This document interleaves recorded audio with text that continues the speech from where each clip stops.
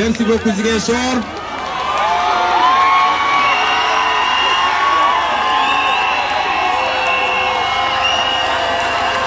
Mais j'entends absolument rien. Eh, vous là, vous n'avez rien dit. Je vous entends quoi? Je vous entends pas, vous là. Plus fort, plus fort.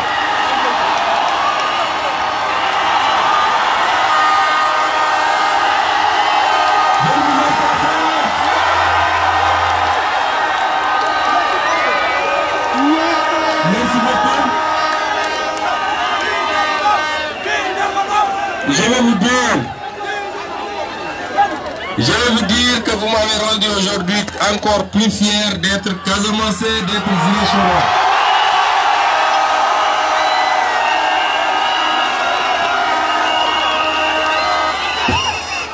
Vous avez relevé le défi. Vous avez relevé le défi parce que ce qu'on a en face de nous, c'était juré qu'ils allaient aujourd'hui faire de cette journée un échec cuisant pour le candidat Ousmane Sonko.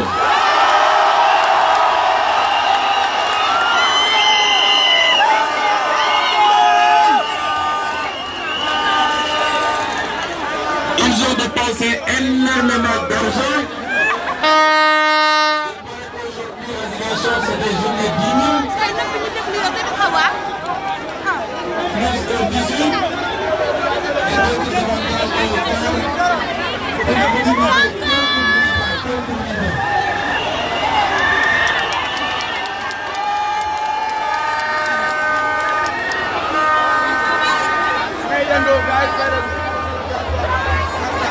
Mais vous avez vu que bi ñu dugg see ci dëkk bi ñoom fi ñu tegoon seeni militants bañ leen rombee militants yi dañoo bàyyi foofa daw si ñun.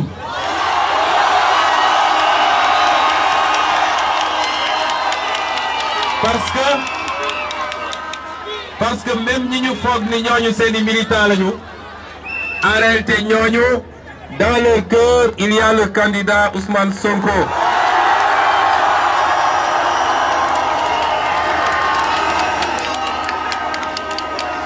li gën a yéeme ci mbir mi mooy seen militant ñi ngi daw di ñëw ci ñun moom mu daw génn dëkk bi. ndax dégg naa biñ ko nee Ousmane Sonko ma nga tooboor xaw ma avion Sangomar xaw ma Sarène la jël xaw ma dañ ko téléporté waaye il n'est plus à Ziguinchor.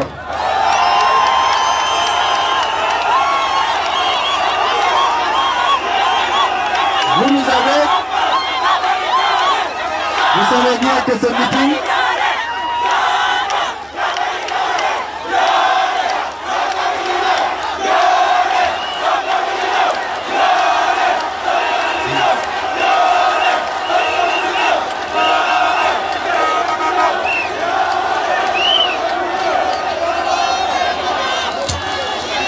dama ne ñoo mujjee ñëw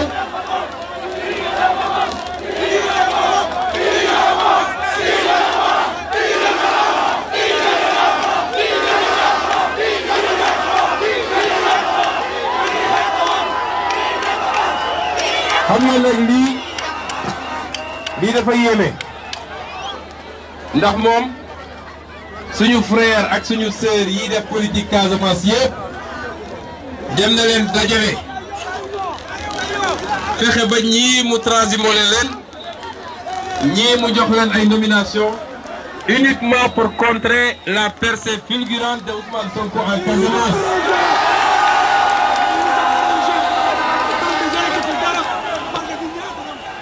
Et malgré tout ça, le résultat se passe de commentaires.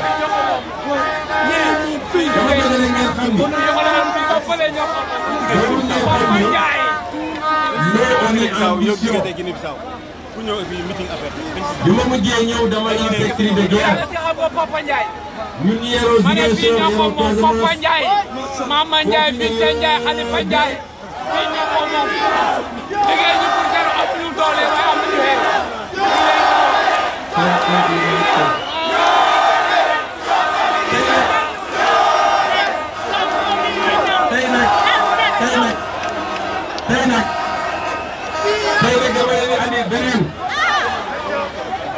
Parce que nous, on est en mission pour le Sénégal. On est en mission pour l'Afrique. Cette mission, c'est une mission de libération nationale. Moi, je suis une fille. Vous avez des missions évangéliques. Ce n'est pas que vous avez des missions évangéliques. Les femmes, vous me donnez oui. Vous dites oh, oh, oh.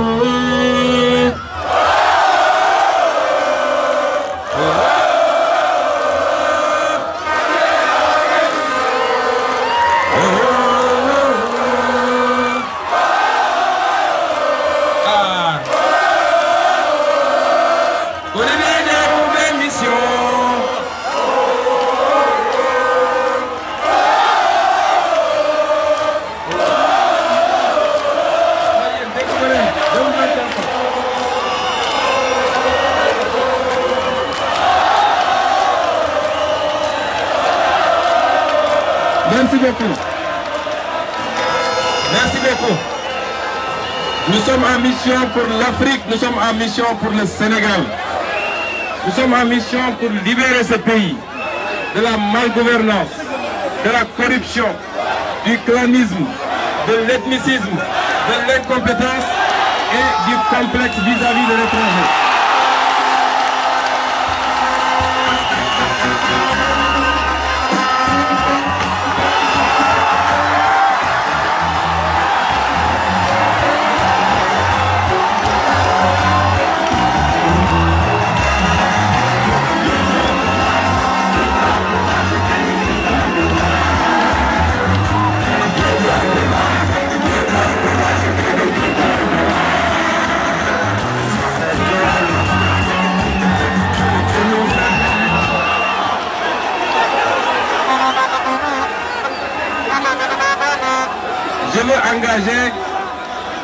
Je veux enseigner sur un point. Hier, nous avons à Mbour marqué une minute de silence à la mémoire des premières victimes. En vie humaine, je veux dire, parce que les victimes, en termes de blessures, ça a commencé bien avant la campagne et nous-mêmes, on a été les premières victimes. Aujourd'hui, on nous apprend qu'il y a encore eu mort d'homme à Tambacounda. Nous avons mais je veux dire aux Sénégalais que le seul responsable de cette violence, c'est Macky Sall et Benno Bokk Yakaar.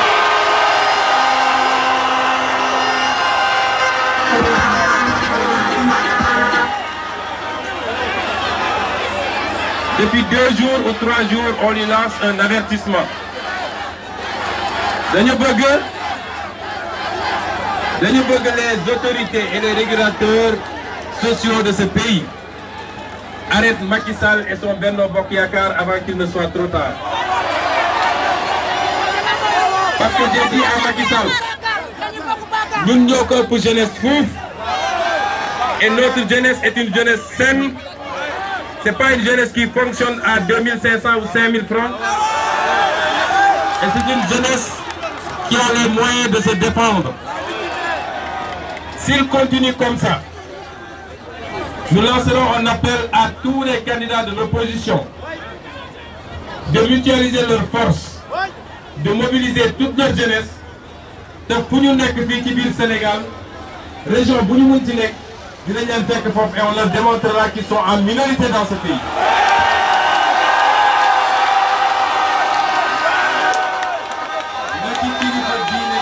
Avant qu'il ne soit trop tard. Avant qu'il soit trop tard. Et notre armée, notre police et notre gendarmerie, qui sont des forces républicaines,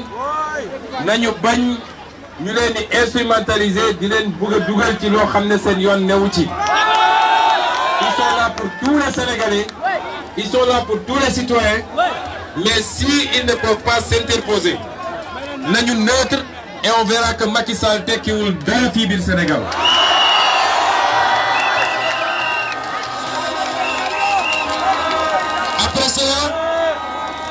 Après cela, je voudrais demander au candidat Macky Sall de présenter ses excuses à la Casamance. Parce que voilà un homme qui pendant 7 ans, nous nous avons un bilan en ce qui concerne la Casamance. Et il n'a montré aucun égard vis-à-vis de la Casamance. La dernière fois, quand 13 jeunes ont été assassinés, il n'a même pas daigné se déplacer pour venir à Casamance et se solidariser avec les populations casamancaises. Pourtant, il avait pris notre avion, notre kérosène, pour aller jusqu'à Paris pour se solidariser lorsque les journalistes ont été assassinés. Cet homme-là, s'il vous dit que la Casamance est une préoccupation pour lui, est-ce que Dingen Kogum?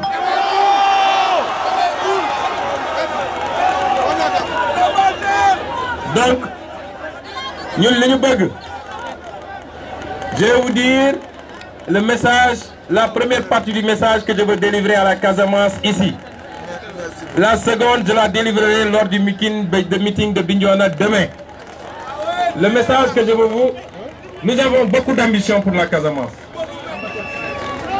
Nous avons beaucoup d'ambition pour tout le Sénégal. Dans notre programme, on vous a parlé des pôles régionaux intégrés de développement. Nous avons Casamance, ça doit être une seule et même région de Djogé à Gouloumbou. Nous ne pouvons pas accepter qu'on casse la Casamance en 3 régions et ces 3 régions sont parmi les 3 les plus pauvres du Sénégal.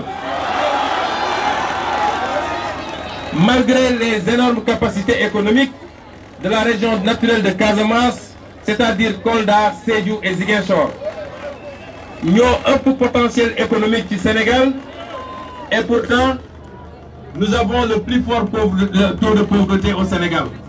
Il y a 60% de taux de pauvreté à Ziguinchor et il y en a 65,7% à Kolda. Kolda moi premier, Sédhiou deuxième, Ziguinchor troisième en termes de pauvreté.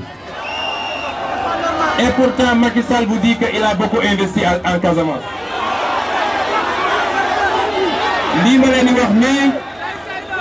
L'Imalani c'est les chiffres de l'ANSD, ce n'est pas des chiffres de Ousmane Sonko, c'est des chiffres officiels des agences de l'État du Sénégal. Nous, on s'est rendu compte qu'il y a beaucoup d'argent pour nous repousser Casamance, soi-disant, parce que personne ne sait où est passé cet argent. Depuis qu'on est enfant, on n'a pas entendu parler de Derbac. On a entendu parler de Somivac, de Pidac. Peut-être que beaucoup de jeunes on connaissait ces projets-là. Après, on a entendu parler de Proges, de Paderka, de PPDC. Et pourtant, nous sommes la région la plus pauvre, l'une des plus pauvres du Sénégal. Nous n'avons que le projet qu'on a pour la région, le pôle naturel, le pôle de développement naturel de Casamance, c'est on vous propose le développement économique comme facteur de paix. Parce que cette région a assez souffert de la situation. Nous avons tous grandi avec cette situation de ni guerre ni paix, avec cette situation d'insécurité, et il est temps que ça cesse définitivement. Ce que nous proposons à la Casamance, c'est le développement économique comme facteur de paix. C'est pourquoi nous allons changer, nous, le paradigme de développement sur la Casamance. Parce que contrairement à tout ce qui a été dit, la Casamance n'est pas une région périphérique. Casamance, c'est Al-Bala. Casamance, beaucoup de Sénégal, c'est Al-Bala. La Casamance est une périphérie. C'est totalement faux. La Casamance est le centre du Sénégal. Mais pour que la Casamance devienne réellement le centre du Sénégal, il faut qu'on arrête de penser le développement de la Casamance à partir de Dakar, mais qu'on pense le développement de la Casamance comme porte d'entrée vers la CEDEAO. Parce que Casamance naturelle, c'est à mi-chemin ou c'est entre 3 autres pays. Gambie Mingifi, Guinée-Bissau Mingifi, Guinée-Conakry Mingifi, sont prolongés vers Tambacounda, qui a accès directement au Mali. Mais bonne région non potentielle qu'une région qui a ce positionnement géographique. Donc, nous allons continuer de penser le développement de la Casamance à partir de Dakar. Comme on ne peut pas continuer à penser le développement de la région du fleuve à partir de Dakar, parce que la région du fleuve doit nous permettre d'avoir l'ouverture vers la Mauritanie. Et c'est pourquoi nous disons que la Casamance, la Casamance doit être le centre du Sénégal.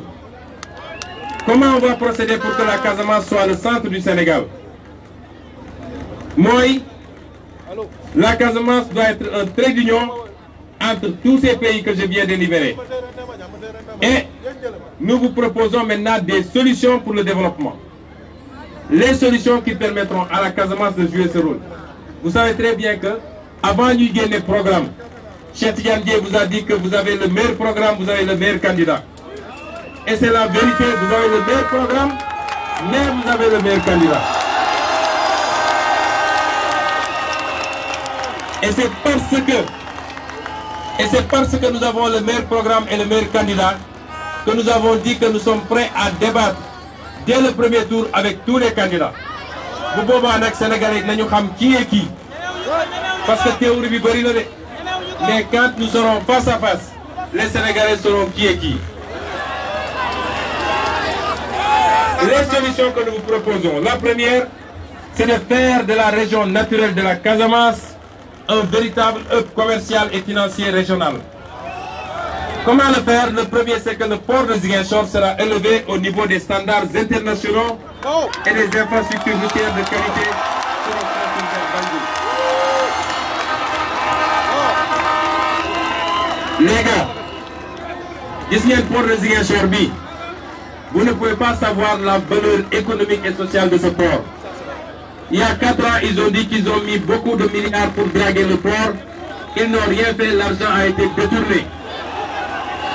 La deuxième chose, c'est que les marchés seront modernisés et réorganisés afin de servir de lieu d'affaires dans les pays limitrophes. Nous avons des marchés, le marché de premier pratiquement dans la sous-région. Ce marché-là, vous pouvez moderniser. Gambiens, Guinéens, peut-être même Maliens, le potentiel économique de ce marché est inimaginable. Nous avons comme un marché pour pondre, nous avons comme ambition, et ce n'est pas le seul marché hebdomadaire, mais même les marchés permanents, on va les moderniser pour qu'ils jouent ce rôle-là à l'intérieur de la Casamance pour la CEDEAO. L'autre élément, c'est de faire de Ziguinchor un centre d'excellence pour l'éducation et la santé. On nous a dit qu'on a une université ici. Mais tout le monde sait que l'université Assane Seck.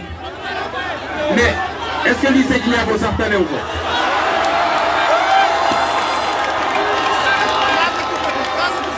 L'université Bokhane depuis 2012, il y a un amphithéâtre dans le monde. 2012, ça c'est pas une université, c'est un lycée, ou même moins qu'un lycée, c'est un collège. C'est pas digne d'une université. Et nous voulons faire de cette université-là une très grande université sous-régionale et une université d'excellence pour que les étudiants puissent venir de partout, pas seulement la Casamance, mais aussi. Nous voulons le développement d'une offre médicale de qualité grâce à la faculté de médecine de l'université Assane Seck de Ziguinchor. Nous voulons le développement du tourisme médical grâce à l'utilisation des potentialités du Cap Skirring pour orienter les touristes vers ces services lors de leurs vacances. Nous voulons réorienter l'offre de formation de l'université de Ziguinchor vers les besoins des 3 pays et le développement d'une offre d'enseignement supérieur privé et qui peuvent faciliter le séjour d'étudiants gambiens, bissau-guinéens et d'autres pays africains pour que Ziguinchor soit un pôle et un hub universitaire. Nous voulons aussi redonner à Ziguinchor ou la région naturelle de Casamance toute sa place dans le tourisme. le potentiel qu'on a ici en tourisme amul fenn parce que am na zone yoo xam ne am nañu potentiel tourisme bu bëri mais ci plage la yem ak ci culture. Nous avons les plages de Cap Skirring, de Abéné, de Kafountine, etc. sont les plus belles plages du monde, je ne dis même pas de l'Afrique. Nous avons une diversité culturelle que vous ne verrez nulle part ailleurs. Quand les Diola font le rythme, quand les Mandeng le font, quand c'est les Mankagne, quand c'est les Wolof, quand c'est les Sénér, parce que Ziguinchor est un melting pot où on retrouve tout le Sénégal en miniature. Mais en plus de cela, am nañu lu gars yi amul mooy gars yi suñu forêt yi mais amul forêt bu ko dàq ci àdduna. Donc le potentiel touristique que nous avons doo ko fekk fenn et ce potentiel touristique là nous voulons le développer en jouant sur la beauté naturelle, sur les richesses culturelles de la Casamance. dañu bëgg ñun que le Cap Skirring bi ngeen gis nii dañu bëgg li nga xam ne Indonésie Bali loolu la fa représenté vous avez tous entendu parler de Bali li nga xam ne Maroc Marrakech loolu la fa représenté nous voulons que Cap Skirring représente cela pour non pas pour le Sénégal mais pour l'Afrique. Nous voulons également bâtir un véritable pôle de transformation agro-industrielle. Xam ngeen ni nous avons un potentiel énorme mais tant que duñ ko transformer fii defe naa musiba la parce que les gens viennent ici prendre tout ce que nous avons yóbbu ko parce que nous n'avons pas des usines pour les transformer ici. Ce que nous voulons c'est que les nombreuses filières agricoles et halieutiques fii am nañ fi mango am nañ fi kaba mooy madd pour suñu mbokk noor bi am nañ fi tool muy tool forox muy tool sucré ñun am nañ fi buy ak bisaab am nañ fi sigisaay man dama namm sigisaay sax gëj naa lekk sigisaay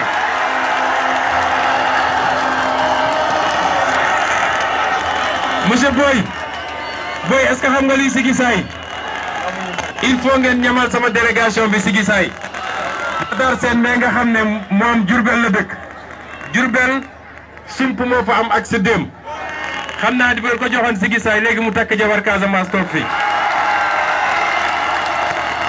ñun am nañu Kourdienje ñun am nañu Kutubolo ñun am nañu gerte mankagne waxuma la nag les fruits muy banane muy orange muy beneen ak beneen waa loolu fan la am Sénégal il n'y en a nulle part au Sénégal.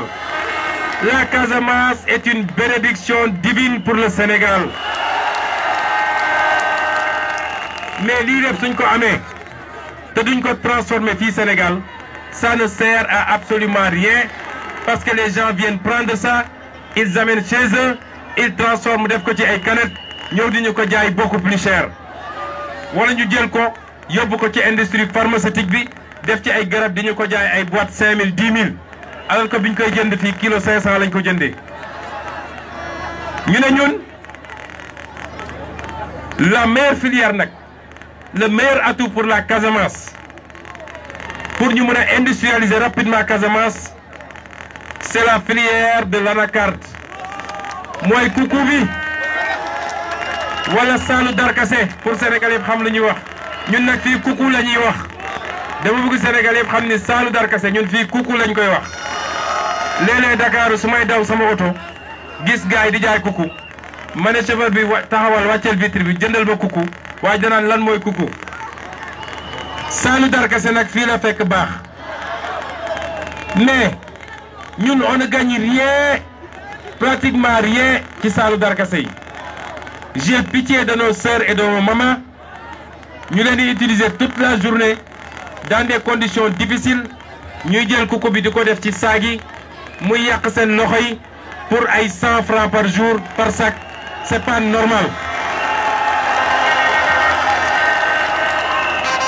Nous avons nous un projet pour industrialiser le Sénégal balaa vietnamien di ñëw fii wala indien di ñëw fii di jënd salle darkase di yóbbu ko nous mettrons ici des usines de petites unités industrielles parce que nous avons vu au Vietnam docteur Cheikh Tidiane Dièye bi nga xam ne ci développement lay liggéey nee na ma gis naa Vietnam yoo xam ne benn unité industrielle bu ndaw rek buy transformer darkase bi day employer 1000 agents 1000 personnes. Imaginez si on transformait ici, il n'y aurait plus de chômage dans la jeunesse casamançaise. Nous allons mettre ici des usines. Et si je vous dis que nous le ferons, vous savez que nous le ferons parce que nous, tout ce qu'on dit, on va le faire, Inch'Allah. Nous voulons également, pour terminer, je vais vous proposer quelques mesures. C'est des mesures urgentes et c'est des mesures structurantes. Si nous sommes élus, et je sais qu'on sera élus,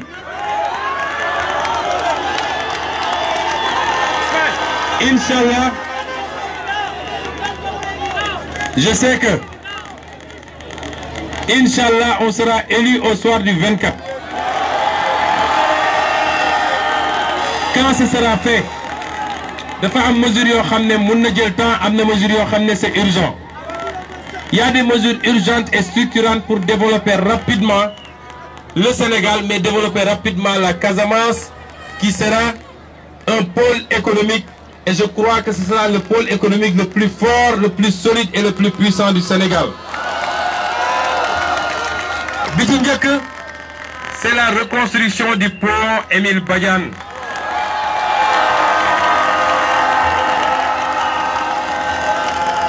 Ñun duñu xaar ba am une seconde tragédie Joola pour dire que c'est que la situation de ce pont Émile Badiane est une situation calamiteuse.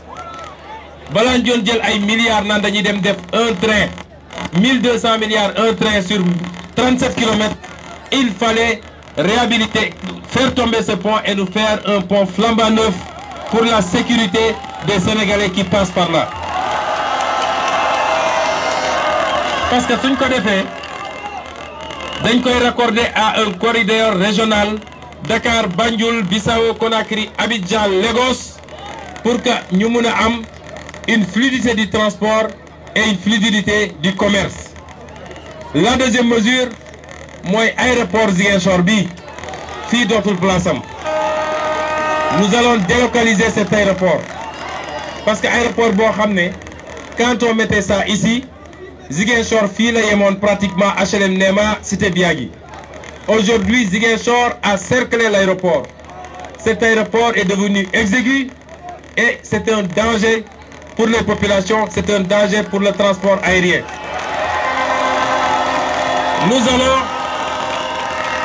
Nous allons délocaliser cet aéroport vers Tobor avec le site actuel qui est entre un hôpital, parce que le site actuel il est situé entre un hôpital, un lycée, une université et plusieurs écoles primaires, ce qui est un danger pour les populations.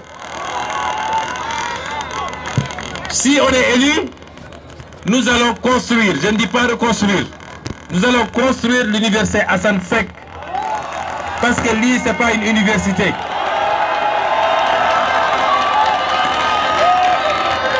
Si nous sommes élus, nous allons reconstruire et moderniser le port de Ziguinchor, acculé à la chambre de commerce et des métiers, pour que le port de Ziguinchor soit un très grand pôle pour le développement de la sous-région et de la Casamance.